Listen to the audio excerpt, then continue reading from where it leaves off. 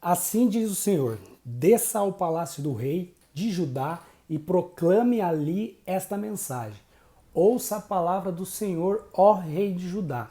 Tu que te assentas no trono de Davi, tu e teus conselheiros e teu povo que passa por essas portas.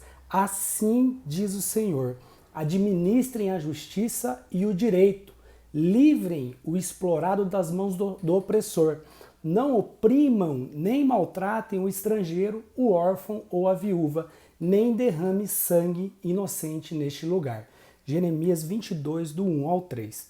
Jeremias sabe que a tarefa primordial da maior autoridade desse seu contexto é a administração da justiça, principalmente a justiça em relação àqueles que não conseguem fazer valer os seus direitos.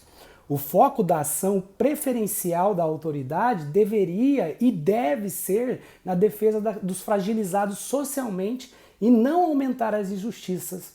No entanto, no Antigo Testamento, o contrário dos pobres não são simplesmente os ricos, mas sim os soberbos, gananciosos e poderosos. Estes exploram, enganam, oprimem e matam os fragilizados da sociedade.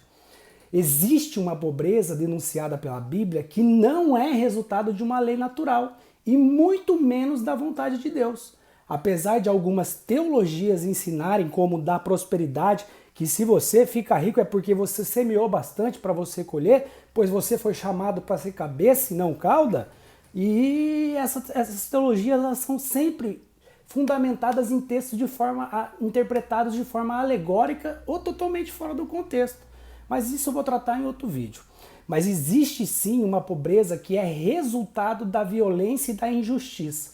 Na literatura bíblica, e principalmente nos profetas, a pobreza é denunciada como um escândalo intolerável para Deus. A igreja, assim como Jeremias e todos os profetas, deveria ser encontrada batendo na porta do poder público, a fim de que nenhum ser que é a imagem e semelhança de Deus fique sem o mínimo possível de ter uma vida com dignidade.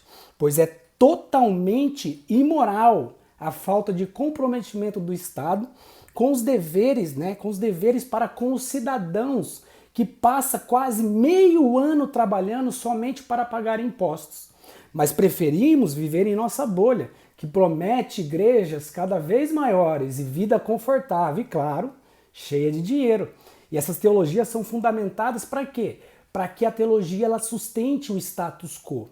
A preocupação de Deus, que é expressada através de Jeremias, era para administrar a justiça e o direito daqueles que necessitam porque estavam sendo explorados, enganados e oprimidos.